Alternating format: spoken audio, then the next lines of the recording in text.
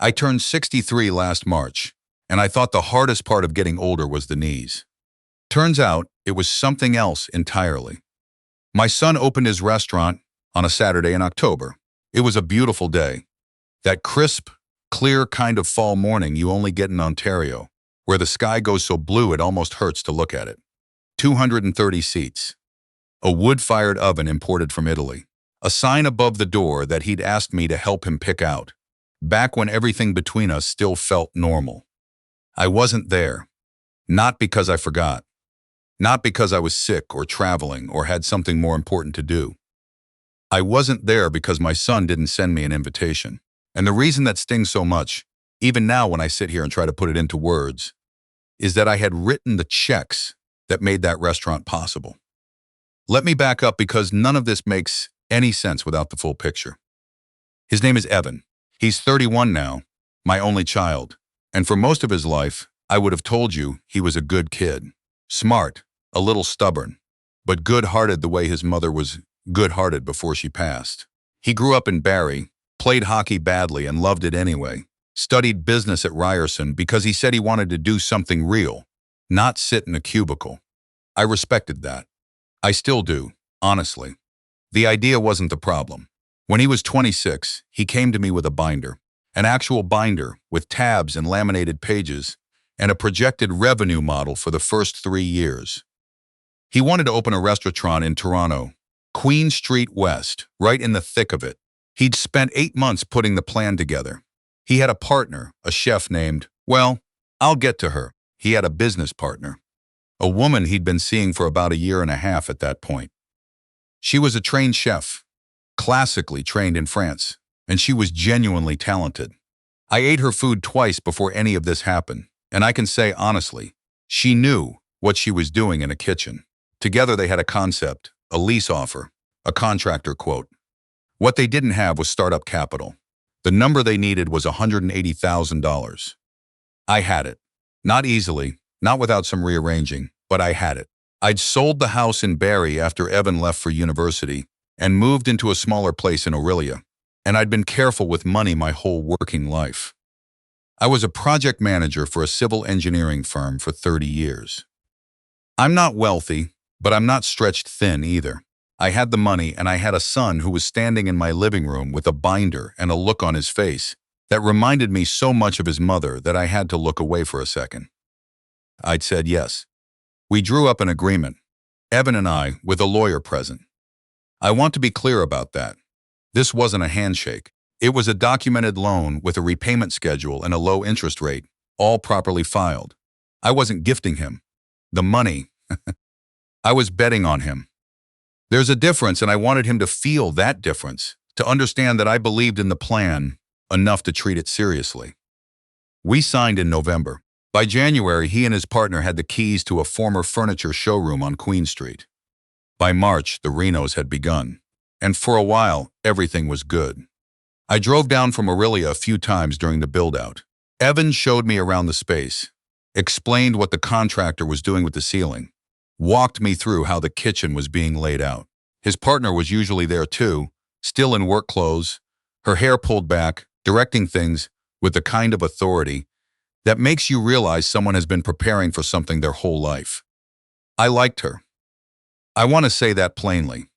I had nothing against her as a person. What changed, I think, and I've had a long time to think about this, is that somewhere in the middle of all that construction and pressure and planning, my son started pulling away. It wasn't dramatic. He didn't suddenly stop returning my calls. It was more like the volume got turned down, slowly, until one day I realized I was the one always initiating. I'd text, he'd reply hours later with something short. I'd call, he'd pick up and sound distracted, get off the phone within 10 minutes. I told myself he was busy. He was, genuinely. Opening a restaurant is an all-consuming thing. I gave him the benefit of every doubt I could find. The months went by.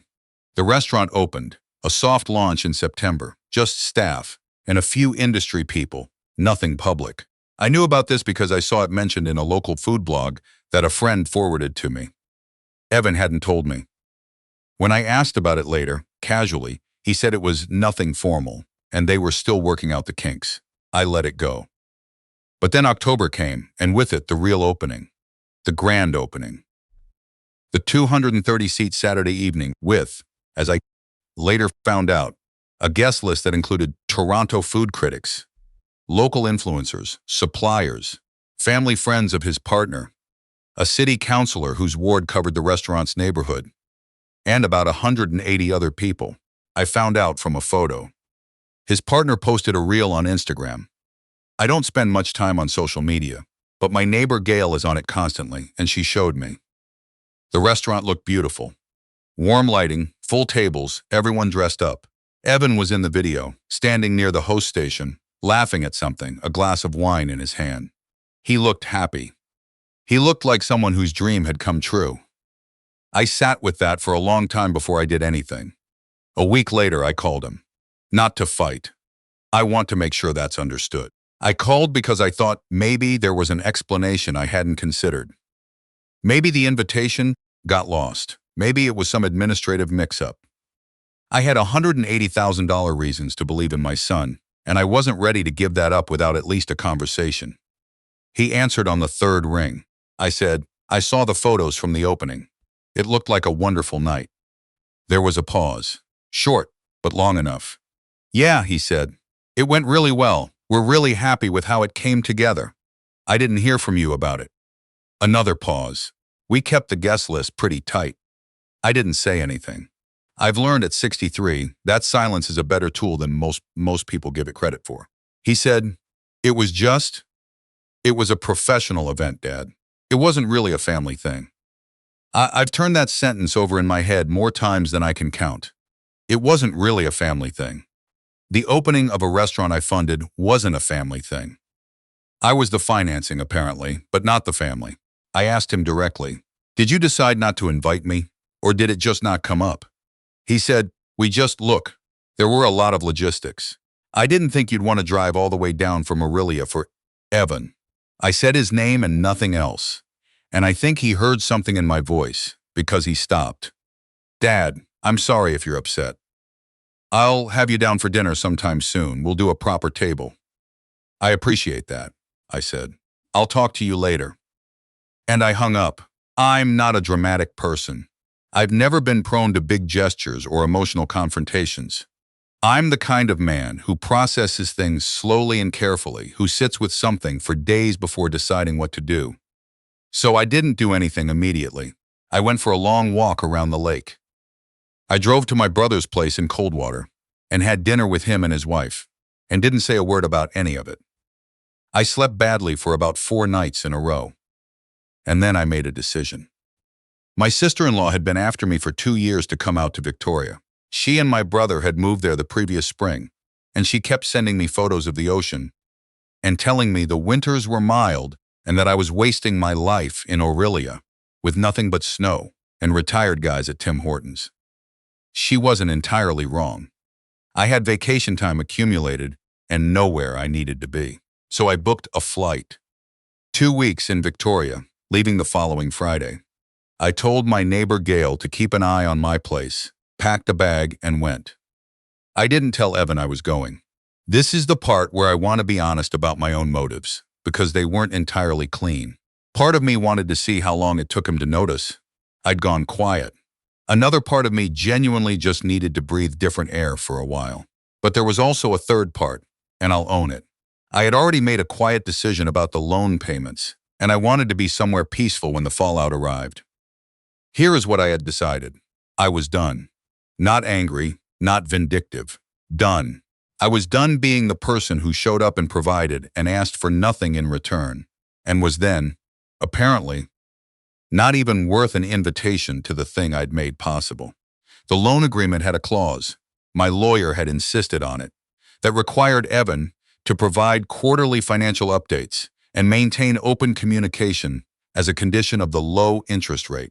He had sent me exactly one financial update in 8 months, and it had contained no actual numbers, just a brief note saying things were progressing well. I sent a formal letter, through my lawyer, on the Thursday before I flew out. It notified Evan that due to his breach of the communication clause, I was invoking the contract's default provision.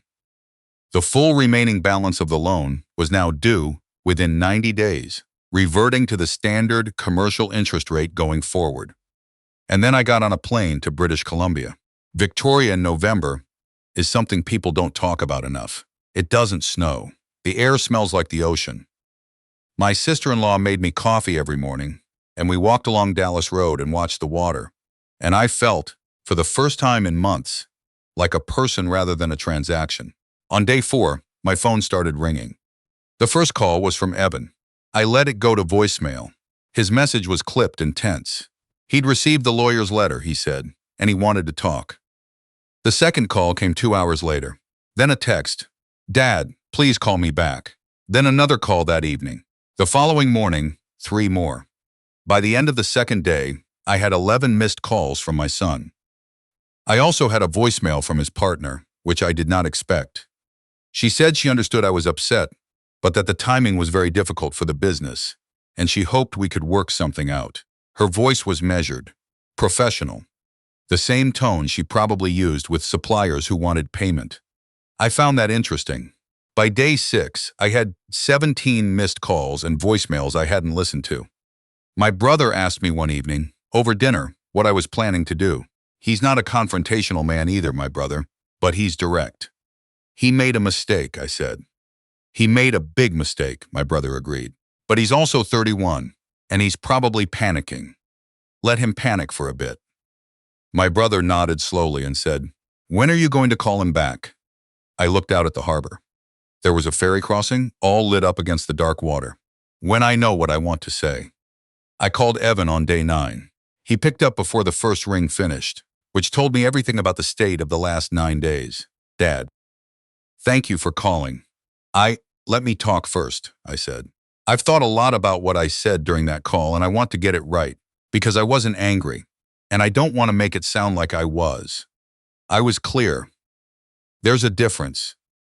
I told him that I had spent 5 years watching the distance between us grow, and had said nothing because I didn't want to push. I told him that I had invested a significant portion of my retirement savings in his vision, because I believed in him. Not because I expected anything in return, but because that's what you do when you love someone. I told him that not being invited to his restaurant's opening, the place that I helped build, in the most literal financial sense, wasn't something I could interpret as an oversight. It was a statement, whether he meant it as one or not. And then I told him that the loan terms were the loan terms, and that I wasn't calling to renegotiate. He was quiet for a long moment. Then he said, "Can I talk now?" "Yes." What he said next surprised me. He didn't make excuses. That's what I'd expected. Some story about the guest list logistics. Something about his partner wanting to keep it industry-focused. Something about not thinking I'd enjoy that sort of event. Instead, he said, "I've been handling this wrong for a long time." He said it quietly, almost to himself. Then he said it again, louder, like he was making sure I heard it. He told me, and I'm going to try to relay this as fairly as I can, that in the months leading up to the opening, the pressure had become immense. The cost overruns, the licensing delays, the staffing problems. He and his partner had fought constantly. He had made himself small in every direction trying to keep everything together. And in doing so, he said, he had lost track of what actually mattered. "I convinced myself it was just a business event," he said. "I convinced myself you'd find it boring, that it was a long drive, that I'd make it up to you. I kept finding reasons, and I think I knew, somewhere, that I was making a choice. I just didn't let myself look at it directly." "Why not?" Long pause. "Because if I looked at it directly, I'd have to admit that I was treating you like an ATM and not like my father." I didn't say anything. He said, "I'm sorry, Dad. I'm genuinely sorry. Not because of the letter. Because I've been wrong, and I've known it, and I kept walking past it anyway." Here's the part where I have to be honest again. I believed him. I'm 63 years old, and I have known this kid since the moment he was born, and I have had enough conversations with him on Medimer over 3 decades to know when he's managing me and when he's talking to me. That was him talking to me. I told him the letter stood. The commercial rate would apply, and the 90-day repayment window was in effect. I wasn't pulling the loan, but I wasn't softening the terms either. He'd made a business decision when he excluded me from that opening, and this was a business response. But I also told him I wanted to come see the restaurant, not for dinner, not as a customer. I wanted to walk through the kitchen with him the way he had walked me through it during construction. I wanted to see what we built. He said, "Name the date." I flew back to Ontario on a Thursday. The following Tuesday, I drove down to Toronto. And yes, it's a long drive from Orillia, but I didn't mind. And I met Evan at the restaurant at 10 in the morning, an hour before the lunch prep started. He met me at the door. He looked tired. The way people look after months of stress they haven't been sleeping off properly. He looked thinner. He also looked genuinely relieved to see me, and that was the thing that mattered. We stood in the middle of the dining room for a moment. The chairs were still up on the tables. Morning light was coming through the front windows. The wood-fired oven was dark. He said, "What do you think?" I looked around. I remembered the photos from the food blog, all warm and full and glowing. And I thought about the first time he showed me this space, back when it was still a furniture showroom with bare concrete floors and water damage on the ceiling. "I think you built something real," I said. He nodded. His jaw did something complicated. "Come on," he said. "Let me show you the kitchen." The repayment arrangement took another 2 months to finalize. His partner refinanced some of their equipment leases to free up cash, and they restructured the payment schedule with my lawyer's involvement. It wasn't easy for them, and I won't pretend otherwise. But they managed it, and Evan called me after every conversation with his accountant to keep me informed, which was the first time in a long time that the communication between us had felt like a genuine two-way thing. His partner sent me a card in December, a real card, handwritten. She said she was sorry for her part in what happened, that she had pushed for a tight guest list and hadn't thought carefully enough about who should be on it regardless of the optics. It was a gracious thing to do, and I appreciated it. I went back to the restaurant for dinner in February, a few days after my brother and his wife were in town visiting from Victoria. We had the wood-fired lamb, which was extraordinary, and a bottle of Ontario Pinot Noir that Evan picked out himself. We sat at a table near the window and the place was full. The way a good restaurant on a Friday night in February in Toronto should be full. Evan came out from the kitchen 3 times over the course of the evening. The third time, he pulled up a chair and sat with us for 20 minutes while the pace slowed a little. We talked about nothing in particular. The hockey season, my brother's new house in Saanich, whether Orillia was going to get a decent grocery store anytime soon. Before we left, he walked us to the door and he hugged me. A real hug, not the sidearm thing you do with someone you're being polite to. A real one. "I'm glad you came," he said. "I'm glad you built it," I said. I drove home to Orillia under a sky absolutely thick with stars, the kind of sky you only really get once you're north of the city and the light fades out. I had the radio on low. I wasn't thinking about the money, or the letter, or the missed calls, or any of it. I was thinking about a kid in a hockey jersey who used to fall asleep in the car on the way home from practice, and how much of the rest of it, the hard parts, the proud parts, the heartbreaking parts, all came from the same place. I was thinking that this is what it costs to love someone sometimes, and that it's still worth it.